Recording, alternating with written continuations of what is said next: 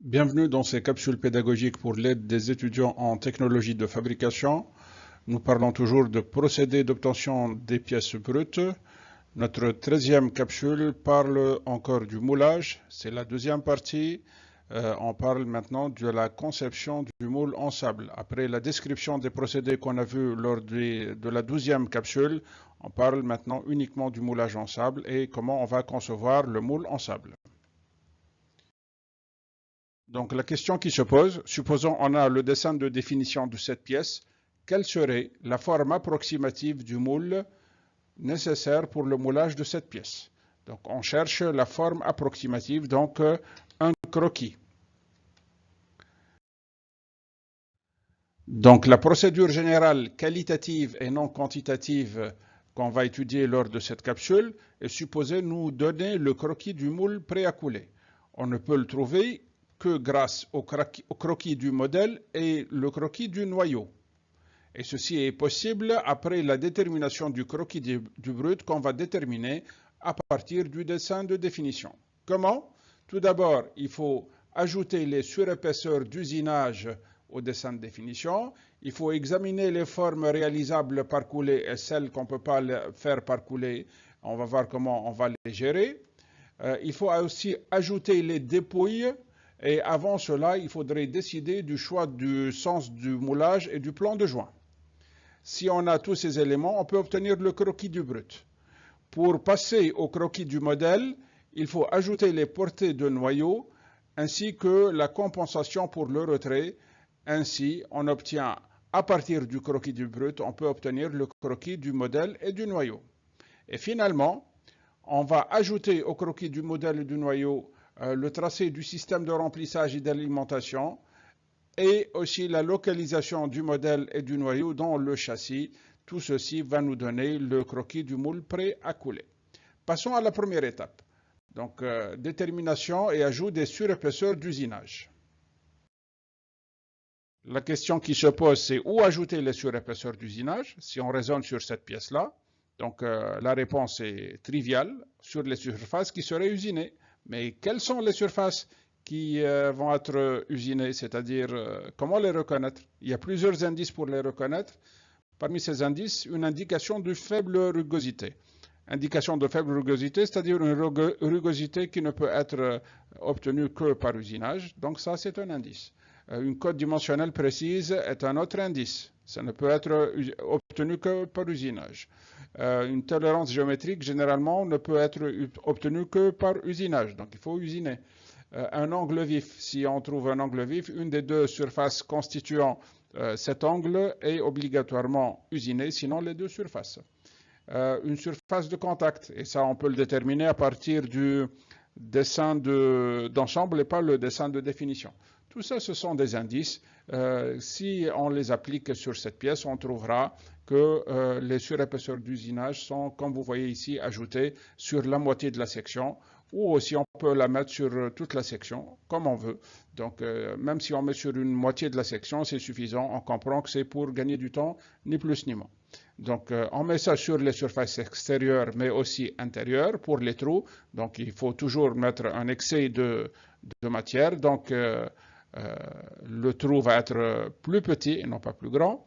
Les petits trous aussi qu'on met à droite et à gauche sur toute la section. Mais il faut savoir qu'on ne va pas ajouter de surépaisseur sur les zones qui apparaissent brutes, donc il n'y a pas d'angle vif. C'est une surface qui apparaît brute, donc il ne faut pas ajouter de surépaisseur d'usinage. Passons maintenant à l'examen des formes réalisables par coulée. Maintenant, à l'examen des formes réalisables par coulée. Il faut savoir que certaines formes sont impossibles ou difficiles à réaliser par moulage. Que faire alors? Il faut tout simplement les ignorer. Ensuite, elles vont être faites par usinage. Quelles sont ces formes impossibles? Bon, ce sont les gorges, les filetages, les taraudages, toutes les formes qui rendent l'éjection ou l'extraction du modèle impossible à partir du moule, qu'on appelle des formes en contre-dépouille. Ici, on voit sur la moitié de la section, concentrons-nous sur la moitié droite de cette section. On a cette gorge-là, elle est impossible à faire, donc on va tout simplement l'ignorer. Elle va être faite par usinage subséquent. Quelles sont les formes difficiles? Ce sont les formes qui rendent le moulage très difficile, possible mais très difficile. Donc ce sont les petits trous, les détails fins. Comme on voit ici, regardez, on a ce petit trou ici à droite qu'on va ignorer. Même chose à gauche en fait, mais on est en train juste de représenter sur la moitié de la section. Ainsi que les détails fins géométriques en haut, ça va être ignoré, ça va être fait par usinage. Donc, on passe maintenant à la prochaine étape qui est le choix du sens du moulage et le choix du plan de joint. Ayant le croquis préliminaire du brut, on va voir les critères principaux pour le choix du plan de joint. Tout d'abord, le premier critère, c'est éviter les contre-dépouilles pour rendre le démoulage du modèle possible. Et ceci implique nécessairement le passage du plan de joint par la plus grande section de la pièce. Un plan de joint est de préférence transversal, autant que possible. Ceci faciliterait l'usinage de surface cylindrique, comme on verra plus tard, à cause du fait que les impuretés vont flotter et vont se ramasser en haut de la pièce. Donc, ceci implique dans notre pièce que le plan de joint devrait être dans cette zone colorée en jaune.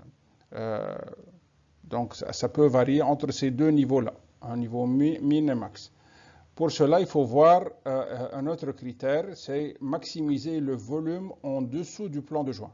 Donc, il ne s'agit pas de centrer le plan de joint le plus possible, mais il s'agit de le mettre le plus haut possible pour que le maximum de matière soit en bas pour favoriser et faciliter le remplissage par gravité.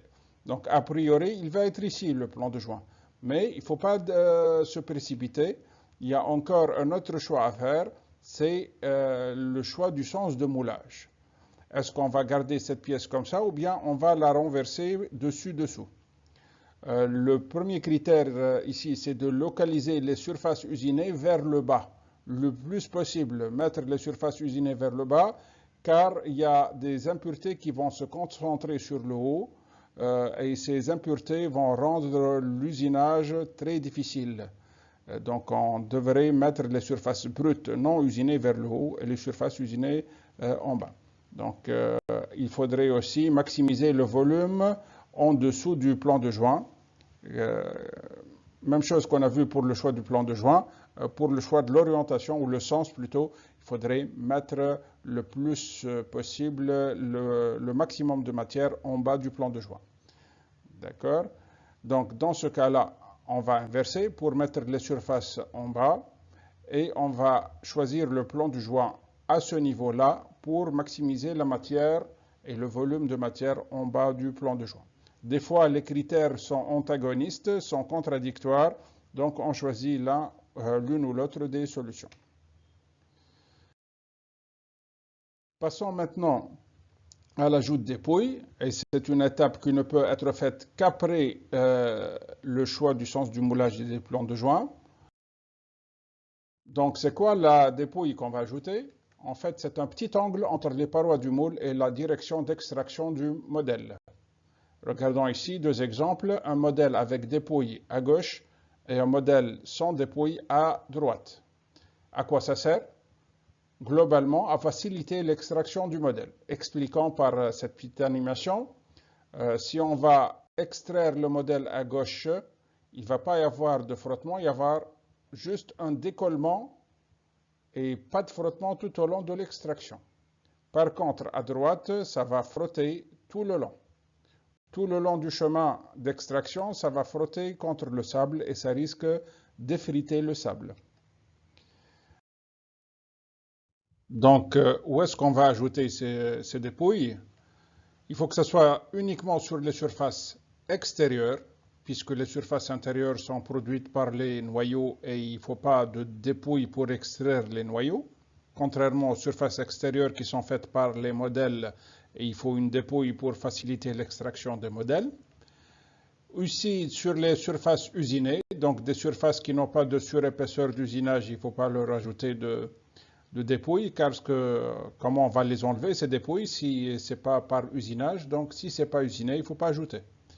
et aussi sur les surfaces qui sont perpendiculaires au plan de joint, c'est-à-dire des surfaces qui sont parallèles à la surface, à la direction d'extraction.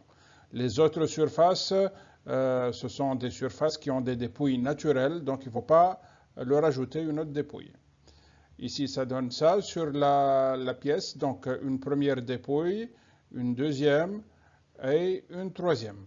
Donc il n'y en a pas d'autres puisqu'on ne va pas ajouter sur la surface brute non usinée, on ne va pas ajouter sur les surfaces qui sont parallèles au plan de joint et on ne va pas ajouter sur les surfaces intérieures. Passons maintenant au croquis du brut. Le croquis du brut est presque fini. On va le finir et on va le finaliser par l'arrondissement des coins. Puisqu'il n'y a pas d'angle vif sur le brut, ça c'est une règle à respecter. Le croquis du brut étant obtenu, on va passer à l'ajout de la compensation pour le retrait. Et c'est la première des deux étapes nécessaires pour l'obtention du croquis du modèle et du noyau. Donc, on passe à l'ajout de la compensation pour le retrait, qui va se faire uniquement sur les formes extérieures. L'écart entre la forme bleue, le brut, et la forme verte, le croquis approximatif du modèle, c'est un écart qui correspond au retrait qui va se faire lors de la solidification. Donc uniquement forme extérieure, les formes intérieures sont faites par le noyau. Ceci nous amène à la deuxième étape qui est l'ajout des portées de noyau. Donc on va ajouter les supports, les portées qui sont les supports qui vont localiser le noyau dans la cavité du moule. Donc c'est au niveau du trou intérieur, on va ajouter ces portées-là et ça va par le fait même donner le croquis du modèle définitif et ça va nous donner aussi le croquis du noyau. Donc ça c'est le noyau, on le dessine généralement à l'extérieur et après on va les mettre ensemble. Passons maintenant à la première étape nécessaire à l'obtention du croquis du moule prêt à couler. On va donc localiser la trace du modèle et celle du noyau dans le châssis. Donc, on prend le croquis du modèle, on place le noyau là-dedans et au niveau du plan de joint, on va dessiner le châssis inférieur qui s'arrête au niveau du plan de joint déjà décidé et au même niveau commence le châssis supérieur.